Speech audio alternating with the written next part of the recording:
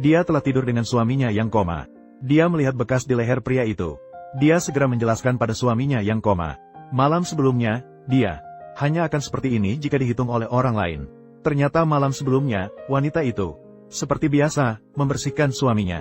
Ibunya mertua tiba-tiba masuk, mencabut handuk dari tangan wanita itu, dan mulai memarahinya. Mengeluh handuk yang digunakan wanita terlalu dingin. Ini adalah perlakuan kasar terhadap anaknya sendiri. Bahkan mengatakan bahwa dia telah membayar mahar 80 juta untuk menikahinya, bukan untuk menjadi gundiknya. Kemudian memerintahkan pelayan untuk memberikan susu yang dicampur dengan obat penenang. Memaksa wanita itu untuk minum susu itu. Saat wanita terbangun dengan mata berkunang-kunang di tengah malam, melihat suaminya yang koma di sampingnya, dan akhirnya keduanya melakukan hubungan intim. Ketika malam tiba, wanita sedang mencuci suaminya. Tiba-tiba dia mengingat pertemuan mereka 5 tahun yang lalu. Untuk membiayai biaya perawatan kakeknya, ibu tiri memaksa wanita menikah dengan keluarganya. Dengan enggan, wanita itu setuju. Sampai sekarang, semua orang mengira wanita itu dipaksa. Hanya dia yang tahu. Semua ini dilakukan atas kesediaan hati. Saat itu, telepon di samping berdering. Wanita bangkit untuk mengangkat telepon, namun tanpa sengaja jatuh ke dalam air. Saat dia dengan hati-hati mencari-cari ponselnya, tiba-tiba keponakan suaminya masuk. Dia memeluk wanita dari belakang. Ketika hendak berbuat jahat, wanita terkejut, mengambil vas di atas meja dan memukulnya. Melihat wanita tidak menghargai dirinya, keponakan yang marah mendekat, mengambil vas dari tangan wanita, merampas, lalu menekan kepala wanita ke dalam air. Wanita itu berjuang sekuat tenaga.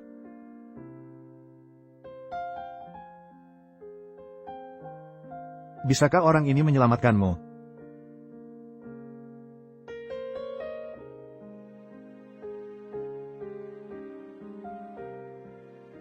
Melihat keponakan yang tiba-tiba melarikan diri, wanita itu tidak menyadari.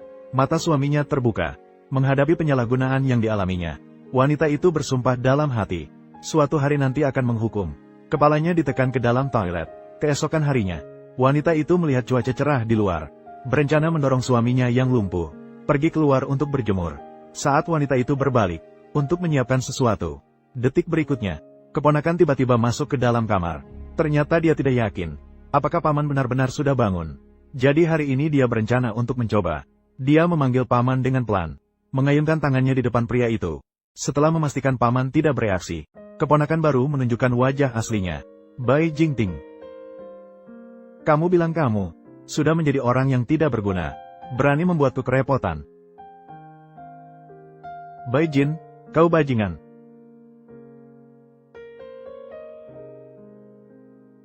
Wanita melihat lengan suaminya. Tanda merah menyala. Dia tidak bisa menahan lagi. Dia berbalik dan langsung menamparkan keponakannya. Keponakan juga dipukul oleh wanita sampai pingsan. Tidak bisa memahami. Wanita bahkan akan memukul dirinya sendiri demi seorang pasien vegetatif. Untuk memukul dirinya sendiri. Ternyata mereka berdua adalah kekasih saat di universitas. Mereka adalah pacar. Kemudian dia, demi adik perempuan yang licik, memilih untuk putus dengan wanita itu dan bersama adik perempuan yang licik, memilih untuk berpisah dengan wanita itu. Lihatlah pria di depan Anda. Wanita tidak bisa menahan diri untuk mengejek. Mereka benar-benar pasangan yang cocok. Setelah perkataan ini diucapkan, pria itu marah dan hampir memukul wanita. Saat itu, ibu mertua yang datang dari pintu masuk, memanggil mereka. Jangan bicara sembarangan. Saya bukan takut. Beberapa orang mempunyai niat jahat. Apakah Anda menyiksa paman saya? Silakan saya periksa untuk Anda. Ibu.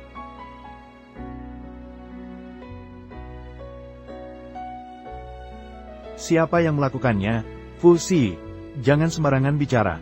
Jangan berpikir bahwa Anda bisa baik-baik saja di rumah ini. Fusi.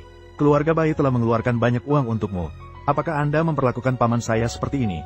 Kamu berlutut untukku. Kakekmu meminta kamu berlutut. Melihat keduanya merasa lega, wanita itu segera memberikan penjelasan. Ketika dia menyadari bahwa bahkan jika dia mengungkap kebenaran, mertuanya pun tidak akan percaya. Dia menjelaskan bahwa itu terjadi 2 hari yang lalu. Setelah minum susu, mereka terluka saat berkomunikasi. Susu itu dibawa oleh mertuanya. Dia sadar bahwa dia bersalah. Dia tidak berani mengatakan banyak, maka dia hanya bisa memperingatkan wanita itu. Lain kali hati-hati, atau dia tidak akan membiarkannya lewat begitu saja. Setelah berkata begitu, dia pergi dengan pria itu. Sisi lain, pria yang tidak pernah menyerah. Saat wanita itu sendirian, aku telah menaikinya. Maka dia mengubah sikapnya. Dia berencana untuk membujuk wanita itu untuk bekerja sama dengannya. untuk sepenuhnya menghilangkan paman itu, sehingga dia bisa mewarisi kekayaan keluarga. Keduanya setengah-setengah. Wanita itu melihat pria yang sudah gila. Seorang pria yang sudah gila. Dia mengingatkannya. Di sini dipantau di mana-mana. Mertuanya khawatir akan keselamatan anaknya. Di rumah dipasang banyak kamera pengawas. Mengancamnya jika berani bergerak, pasti akan ketahuan. Saat itu orang seperti dia yang sangat melanggar akan menderita. Akan sangat menderita di dalam. Memanfaatkan kebingungan pria. Wanita bergerak cepat menuju kamar. Bai Jingting, kamu sekarang dalam bahaya. Bai Jinyu, dia ingin membunuhmu. Di rumah ini, saya tidak bisa percaya pada siapapun. Oleh karena itu, jadi kamu harus segera bangun. Saya takut tidak bisa melindungimu. Merawat pasien lumpuh. Ingin agar pasien koma bangun lebih cepat. Bisa banyak berjemur. Bisa melakukan rangsangan visual. Menyentuh area sensitif 0. Stimulasi. Bai Jingting, bangunlah. Melihat bahwa cara wanita tidak berhasil, kemudian pria mendekat lagi. Menyukai diam-diam adik ipar.